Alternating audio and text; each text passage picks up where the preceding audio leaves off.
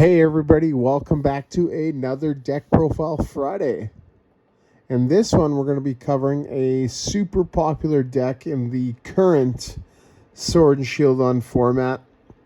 And ever since its release, just over a year ago, it's been super popular and also extremely dominant. It still shows up to events. And it's been doing that for over a year, which is awesome. And then to top it off, back this past November, they actually came out with a battle deck on it. And this battle deck is the most popular battle deck that I've ever seen. And, if you know me and if you've listened to me on this channel for long enough, these battle decks are absolutely amazing, and they are amazing because it allows new players to jump into the game right away.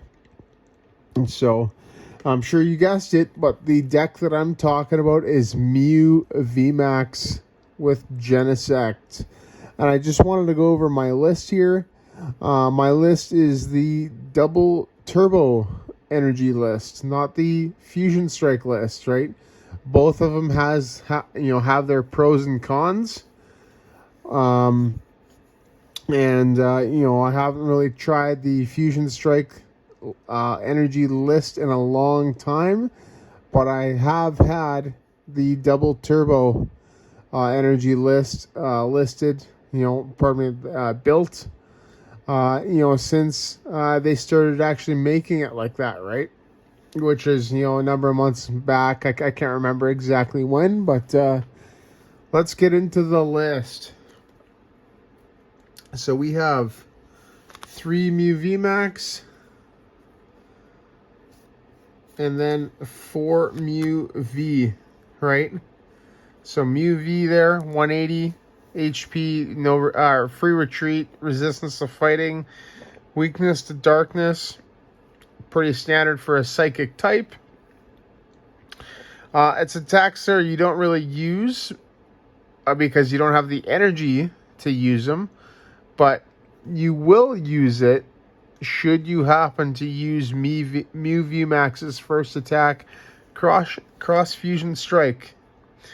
So its first attack, Energy Mix. Search your deck for an energy card and attach it to one of your Pokemon, your Fusion Strike Pokemon, then shuffle your deck. Pretty cool.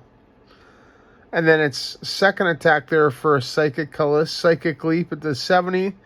And then it says you may shuffle this Pokemon and all cards attached to it into your deck. And that's actually really good in some matchups because then you want to loop them, right? You want to just loop, and then that way, if it's against a deck that just can't one-hit KO, right, then you just keep going, and then whoever runs out of cards first loses. Make sense? So secondly, we have the Mew VMax.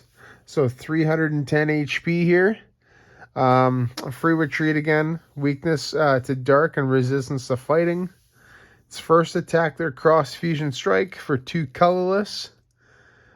Choose one of your bench Pokemon. Your bench Fusion Strike Pokemon, pardon me.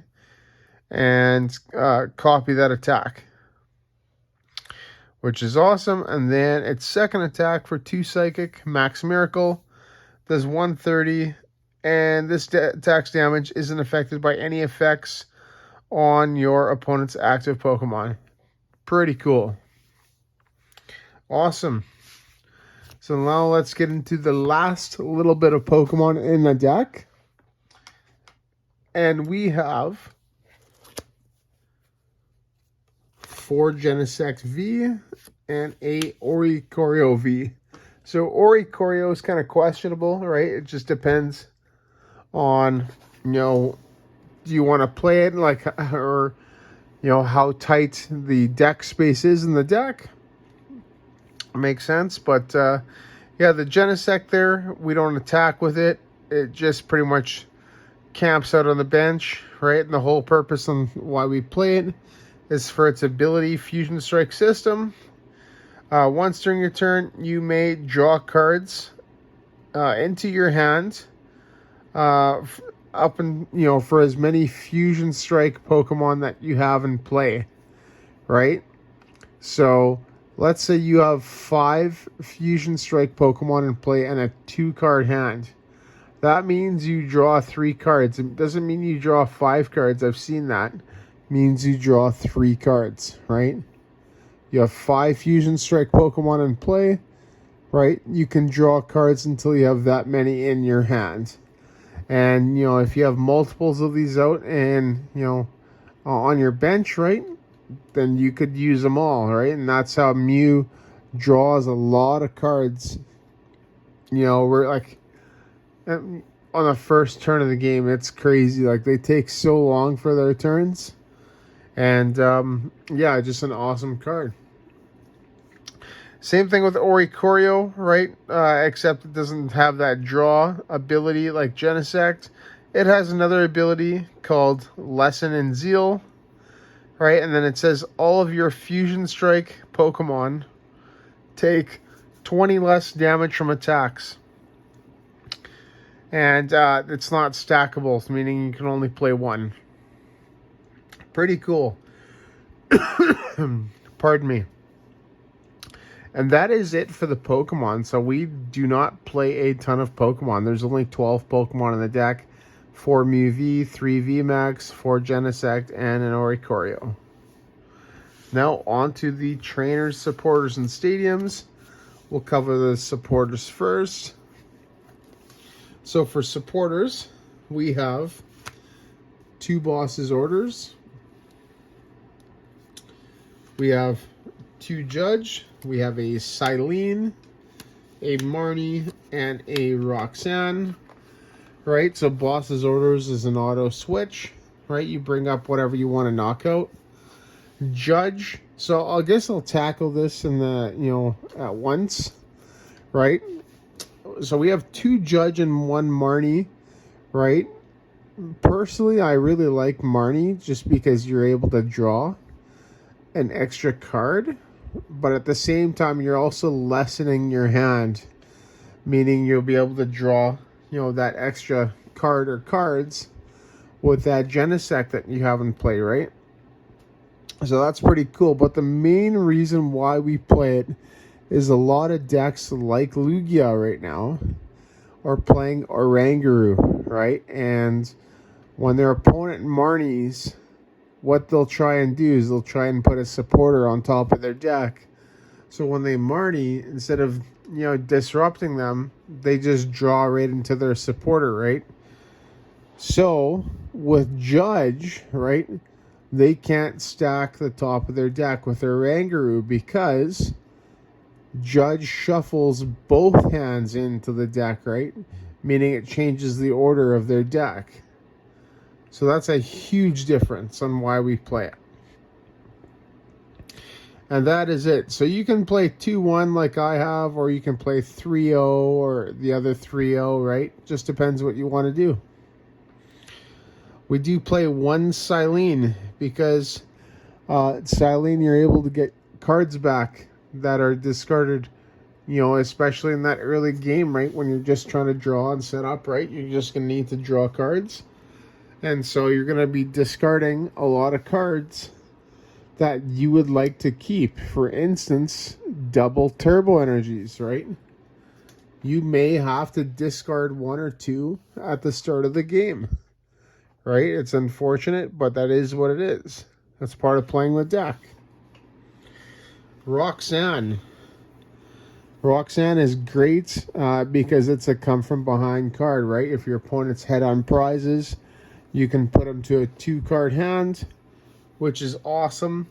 And this is going to go right into our stadiums because we do play 4 stadiums and they both combo with Roxanne. And we do play 2 Lost City and 2 Path of the Peak. Lost City, whenever a Pokemon, yours or your opponent's, is knocked out, put it into the Lost Zone. meaning they can't ordinary rot it back in to the deck, right? And allows us to take out crucial pieces. So, for instance, Regigigas in the Reggie matchup, Drapion V from Lost Origin, which is in practically every deck right now because Mew is so popular, right? It sends that to the Lost Zone. I've even heard of people tagging in 2 Drapion in their deck just so they can knock out Mew VMax twice and win the game, right? So that's really good to have. Path to the Peak, right? Path to the Peak, you know, when comboed with Roxanne. And actually, now that I think about it, Lost City combos really well with Roxanne, right? If you're able to knock out, let's say, an opponent's Regidrago, right, with that Dragon Sword ability, you send it to the Lost Zone after Roxanning them to a 2-card hand. That is insane. That is absolutely huge. You're forcing them the top deck, right? Same thing with Path to the Peak, right? If you're able to Roxanne an opposing Mew deck, right, to a 2-card hand, and then you Path to the Peak, right? How are they going to be able to Fusion Strike system? They can't unless they draw that counter stadium or a way to remove it, like Lost Vacuum, right? Some decks play Pumpkaboo. That's an option too. Make sense? Now onto the trainer cards. So that was the supporters and stadiums. So we'll do the 4 ofs first. 4 battle VIP pass. Literally the best Pokemon searcher or basic searcher in the game. Search for 2 and put them onto your bench. Can only be used in the first turn. Cram-O-Matic, right? Allows us to discard cards, and then we're able to search our deck for any 1 card and put it into our hand. So it's like half of 4 Seal Stone, right? Like, this is awesome. Having 2 for sure, you know, Starbursts, right? A single card Starbursts, and then having another possible 4 single card Starbursts. That's absolutely nuts. And yeah, like I mentioned earlier, discarding cards, right, is great to combo with that Fusion Strike system. We do play 4 Cross Switcher, right? This is a switch for us and a Lysander for us, or Boss's Orders for us as well. Really good. 4 Power Tablet, right? An extra 30 damage with our attacks, which is awesome. 4 Quick Ball, right, to get our basics out faster, and it also discards cards, which is good. 4 Ultra Ball. Once again, it searches out Pokemon, right? This is the only card that can search out Mew VMax, right? And discards cards at the same time, so we can Fusion Strike system for more. Awesome. And so now we're getting to the lower copy trainer cards, right? Those are all the 4 ofs, right? And I haven't seen a deck that plays, you know, 4 of trainer cards like that in a long time. So on to the 2s and the 1s. 2 Choice Belt, an extra 30 damage to Pokemon V. 2 Forest Seal Stone, search our deck for any card. 2 Switch, right, so we're able to switch. An Echoing Horn, put a basic from your opponent's discard pile onto their bench, so this is great for cross switcher plays or Boss's Orders plays.